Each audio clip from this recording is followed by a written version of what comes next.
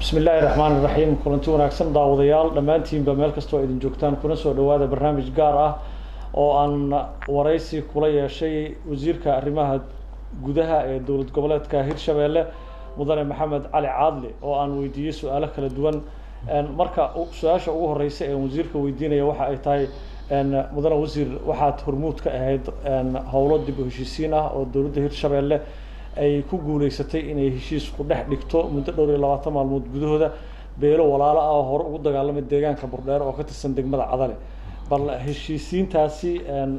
sida ay u dhaqan gashay iyo rajada aad ka qabtaan in ay noqoto mid waarta bal nooga waran بسم الله الرحمن الرحيم الحمد لله والصلاة والسلام على رسول الله dhamaan marka ugu horeysa waxaan salaamo ummadda Soomaaliyeed oo na fiirsanaysa meel kasta ay joogto salaan kadib waxaan u mahad celinayaa telefishinka qaranka iyo ma aragtay saxaafadda iyo ragga ma aragtay mawlid adiga iyo teamkaaga aad u mahadsantihiin intaas kadib haddii aan u soo laabto jawaabtii su'aasha waxaad ka warqabteen in muddo ahba ma aragtay waxaan ku mashquulsanaynay dib u heshiisiin beelo walaalo ah oo ma aragtay wada dega qaybo ka mid ah degmada Cadale dhibaato oo muddo badan soo jirtay oo ilaa iyo 95 laga soo bilaabo ilaa iyo hadda dhowr jeer dhacdooyin iska soo daba dhacay ayay ahaayeen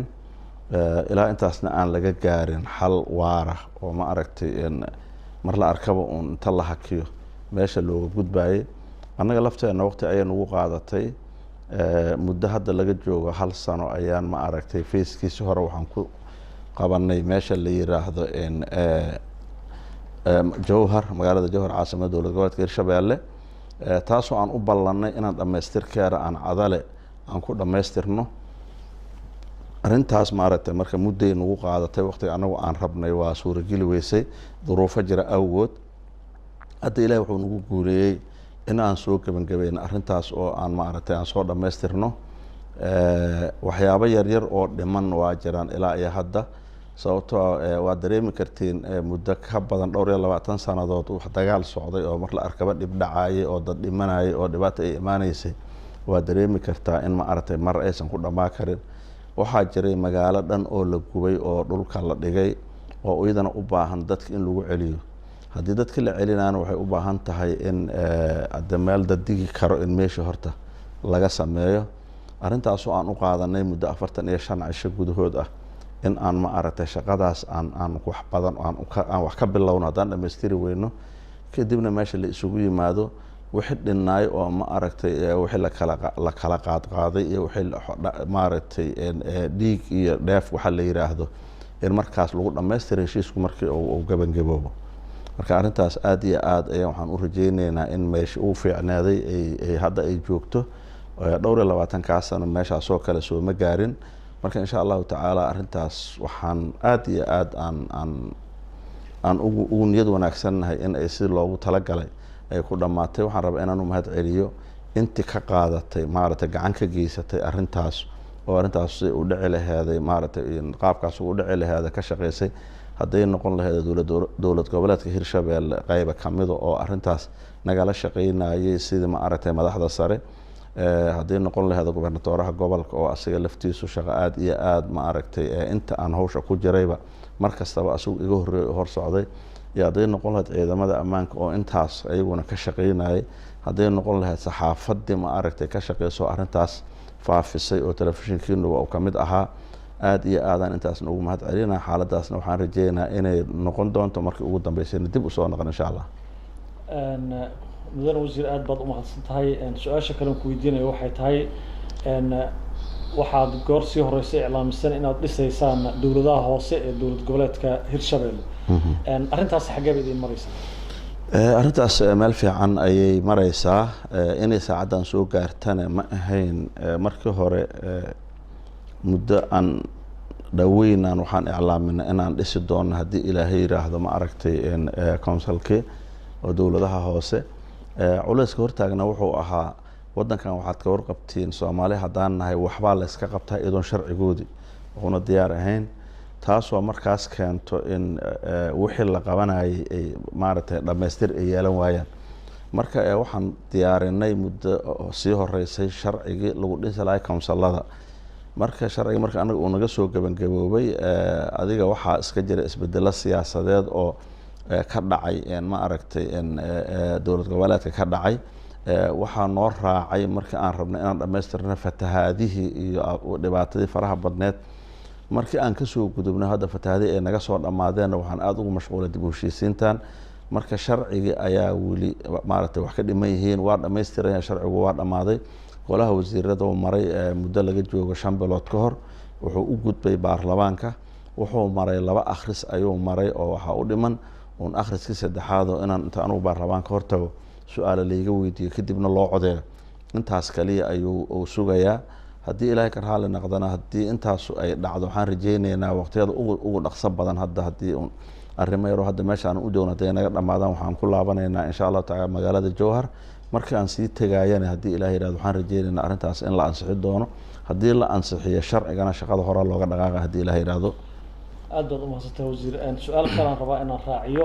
oo ah dhawaan magaalada Kismaayo waxaa lagu soo gabagabay shir ay dowlad goboleedyadu halkaas ku yeesheen go'aanana way ka soo baxeen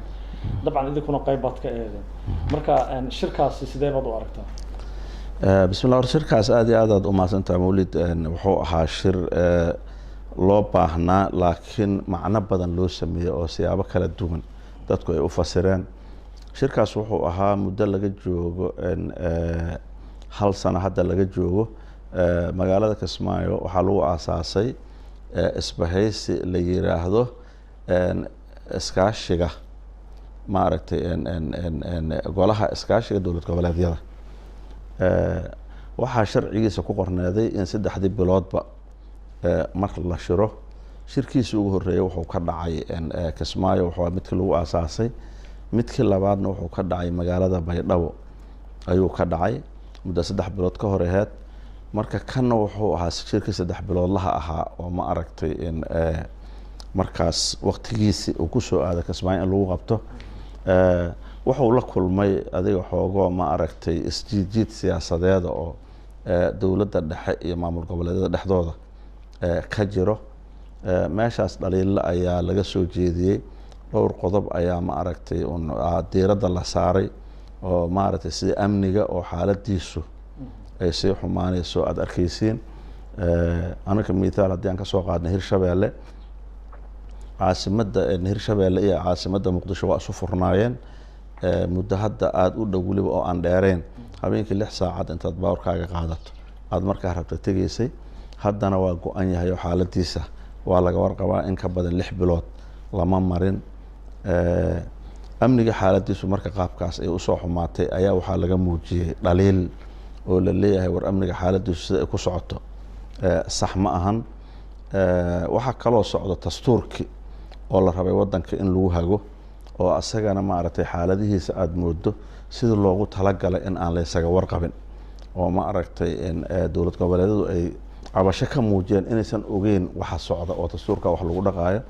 maamul goboleedyadana sida aad ka warqabteen hadda waxa waaye shacabka intiisa badan ayayba goboladay jiraan oo ma aragtay inta badan goboladay jiraan marka qod la arkaba hadda dad bay matashaa dadka ay matashaan waxay u baahan tahay in waxa socda ay ka warqabto laana waxa loo doortay waxa socda inay ka warqabto waa tan saddexaad oo ah doorashada iyo qaabka ay noqon doonto oo iyadana ilaa iyo hadda aan la ogeyn saddexdaas arrimood ayaa wax la isaga soo qaaday marka hadda communique adiga aad aragtay ayaana ka soo baxay oo heshiiskaas ayaa la soo gaaray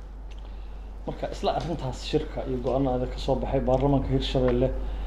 waxaa la sheegay in uu ka hadlay waliba guux ka muujiyay arrintaasi ma ka warqabtaa والله ورساسة ومقلاي لكن بارلمانك هيرشبيله وبارلمان شقدي سنة ولا يقانا هو شغل يقانو ليهي بارلمانكو أيجا ودورتين مدحوين إن النقد محمد عبد الوهاب ودنك وهجاميو مدحوينها لو دورتي أو أصلا ما عرفت ومدة وكيل كلاجة لجينا أصلا على جرها ماشى الله مراي ومدة مصلحة هذا haddii waxumaana yimaadeen madaxweynaha qaadaya ee baarlamaanku qaadi ma shaqana kuma leh haddii wanaag uu yimaadana madaxweynaha iska leh hataa wixii wasiiradu ay haleeyaan madaxweynaha loo eedeynaa waxa laala wixii hadda wadanka ka dhaco amniga hadda laga qaylinayo waa ka qaylinayaan waxay dhahayeen madaxweynuhu waxba qaba maayo barkee amnigi waxba kama qaban marka waxaa aada u fiicnaa laheeday baarlamaanku iyadoo la ixtiraamayo oo baarlamaan qiimale uu yahay haddana wixii baarlamaanku waa sharci dejiye waayo haddii marka wax inta lasoo qaado loo geeyo oo la yiraahdo la horgeeyo inuu diidana waa leeyahay in uu aqbalana waa leeyahay laakiin inta hawsha ay ka soo gaarayso waxyaabaha ma aragtay bahda ma aragtay la yiraahdo social mediaha iyo shirarka jaraa'idoo la qabanayo iyo waxyaabaha noocaas wax macna oo ay sameynayaan ma jiraan madaxweynuhu wadanka asaga ka mas'uula ayagaa u doorteen wixii wanaaguhu yimaadna madaxweynaha iskale wixii xumaanahu yimaadna madaxweynaha iskale ilaa iyo haddana madaxweynuhu wax uu qaaday oo baarlamaanka uu horgey oo uu kala hadlay ma jiraan marka wax macnaa oo weyn guuxa noocaas oo la sameynayo ma jiro